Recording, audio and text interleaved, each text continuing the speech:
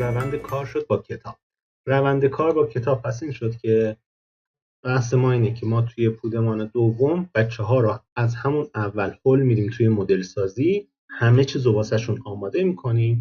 توی پودمان سوم که دیگه بچه‌ها با مدل سازی معماری آشنا شدن، توی فرصتی که داریم همون اول کار شروع میکنیم، راجع به تمپلیت ها براشون صحبت میکنیم و معرفی تمپلیت، که البته عکسای کتابم که نگاه کنید مربوط به نسخه های 2018 به قبله که قدیمیه، ما از منو آر باید وارد بشیم، یا اینجا اینجا منو آر وارد شده بود آپشن، یعنی اینجا منو فایل داره. در نسخه قدیمی تر برای آیکون آر باید کلیک کنیم، ولی اینجا این عکس شمال 2019 باید باشه. از فایل وارد میشیم و تمپلیت رو معرفی میکنیم به نرم افزار. خب تمپلیت چیه و من اینو باز کردم اینجا هستش دیگه. و چرا ما باید تمپلیت رو به نرم افزار معرفی کنیم؟ رویت برای شروع به کارش از دو طریق ما میتونیم یک پروژه رو شروع کنیم. فایل نیو رو که میزنیم یا با یکی از تمپلیت هایی که داریم شروع به کار میکنیم یا با نون شروع میکنیم. اگر با نون باشه یه صفحه خالی به ما میده. به من الان فایل چیزی که میخوام کار کنم، فایل ورد رو که میخوام کار کنم، اینجا برای خودم توی نیو یه تمپلیت به اسم فارسی ساختم. اگر همینجوری نیو بزنم، صفحه بلنک رو باز کنم، اینجا ببینید اندازه صفحه من نادرسته. یعنی چی؟ یعنی من باید بیام توی لای اوت سایزش رو تغییر بدم، مثلا روی کاغذ آ4. خب این حاشیه هایی که وجود داره رو باید تنظیم کنم. مثلا اینور حاشیه زیاده یا حاشیه‌اش کم، درست. بعد بیام این رو اصلا راست نویس کنم که این اصلا راست نویس باشه، تنظیمات فونتش رو انجام بدم.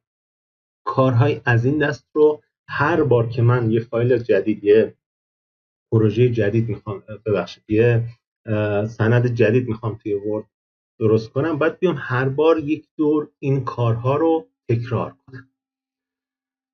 در صورتی که وقتی که من با استفاده از فایل نیو این قسمت از تمپلیت خودم که قبلا ساختم استفاده میکنم، میبینم همه این تنظیمات انجام شده. اومدم اینجا مثلا یه قسمت فارسی رو ساختم، فونتاش تنظیم، راست نویسه، و بعد اینجا توی لای اوت سایز کاغذم آ4، این تنظیمات کاغذ، ابعاد، حاشیه ها همه انجام شده. تفاوت این دوتا چیه؟ این با استفاده از تمپلیت، این بدون تمپلیت. کاری که انجام میدم برای اینکه هر دفعه وارد ورد میشم این کار تکراری رو انجام ندم، نیام تمام تنظیمات از اول انجام بدم، یک بار برای همیشه این تنظیمات رو انجام میدم، اندازه فونت همه چیز تنظیم شد.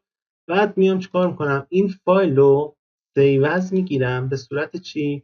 به صورت تمپلیت، سیو از بروز، و بعد اینجا به جای ورد داکیومنت ورد تمپلیت اینجا انتخاب میکنم، اینو به صورت یه تمپلیت سیو میگیرم. از این به بعد هر بار خواستم پروژه رو باز کنم، به جای اینکه نیو بزنم میام از این تمپلیت وقتی نیو میزنم به جای اینکه یه صفحه بلنک باز کنم یه دونه تمپلیت باز میکنم.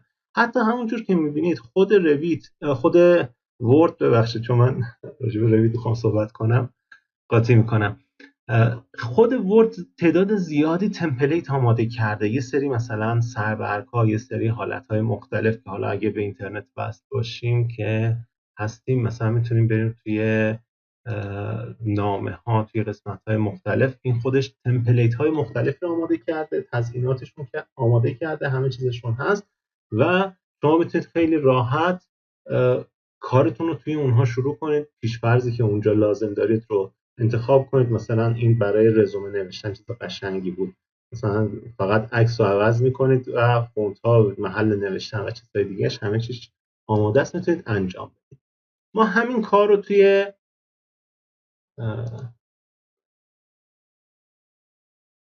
توی رویت هم انجام بدیم. یعنی اگر من الان نیو پروژکت باز کنم، چون الان دیگه ما با نرم افزار آشنا هستیم، و روی نون قرار بدم، یعنی یه فایل نیو، یه فایل خالی باز کنم، اوکی کنم، اول اصلا میپرسه که اصلا ایمپریال میخوای یا متریک میخوای. خب متریک، بر اساس متر باشه. خب بیام توی ویو ها، یه دونه فلور پلان، یه دونه لول 1 دارم، نما ندارم، میبینید هیچ گونه الیویشن اینجا وجود نداره. بعد میام دستور دیوار وال رو انتخاب میکنم، میبینم اینجا مثلا یه دونه بیسیک وال 1 داره، یک کرتن وال داره، یه دونه استیکت وال داره که حالا مثلا اینها رو مثلا میتونیم انتخاب کنیم. ولی باید مثلا من یه دیواری میخوام ادیت تایپ بزنم، شروع کنم داپلیکیت دیوارم رو بسازم، متریال ها رو بسازم، بخوام یه دونه پنجره بگذارم، هیچ پنجره‌ای توی پروژه نیست، باید حتما برم لود فامیلی کنم، یه دونه پنجره بیارم توی پروژه. هیچی نیست، یه بیابون خالیه، هیچ فایلی، هیچ چیزی توی این فایل صفر من آماده نیست. باید از اول یه روز تمام بشینم تنظیمات رویت رو کاملا آماده کنم. حالا یه زمانی من نشستم همه این تنظیمات رو انجام دادم، اندازه مثلا واحدم رو از میلیمتر به متر تبدیل کردم، لول هام رو درست کردم، همه چیز رو آماده کردم. بعد فایلم رو وقتی که همه چیز رو تنظیم کردم، کاش این کار انجام میدادم، نشون میدادم. مثلا حالا نشون میدم، اینو الان دوباره تکرار میکنم راجع به سازه. اینو به صورت معماری کامل خب سیو کردم به صورت تمپلیت و این تمپلیت رو معرفی کردم به نرم افزار رویت. خب الیویشن هامو دارم اینجا، لول هام رو دارم، دیوار میخوام بکشم، واردش که میشم میبینید یه تعداد زیادی دیوار با متریال تعریف شده که توی پروژه ها استفاده میکنم. اینا همه رو اینجا دارم، دیوارم رو خیلی راحت میتونم بیارم قرار بدم توی پروژه. پنجره اگه بخوام بذارم توی پروژه، معمولا پنجره هایی که توی پروژه های ما مرسوم هست، اینجا نگاه کنید، پنجره هایی که از یه قسمتی، اینا رو خودم فامیلیا رو ساختم، وارد کردم همه رو و خیلی راحت میتونم بیام اینا رو توی پروژه استفاده کنم. زمانی که از من گرفته میشه، واحدم مثلا متر، تنظیماتی که باید انجام بدم همه رو انجام دادم، به صورت تمپلیت ذخیره کردم. حالا وارد این پروژه که بشم، دیگه زمانی از من تلف نمیشه که لازم باشه که حالا مثلا من تنظیم انجام بدم و کارم رو شروع کنم. پس این دلیل استفاده از تمپلیت. حتی ببینید تو این صفحه یه راهنمای نقشه هم درست کردم تو تمپلیت هم، تمام اون تگایی که توی پروژه استفاده میشه رو آوردم توش قرار دادم و میتونم خیلی راحت ازشون استفاده کنم. خب چطور تمپلیت رو میسازن و چطور تمپلیت رو به نرم افزار معرفی میکنن؟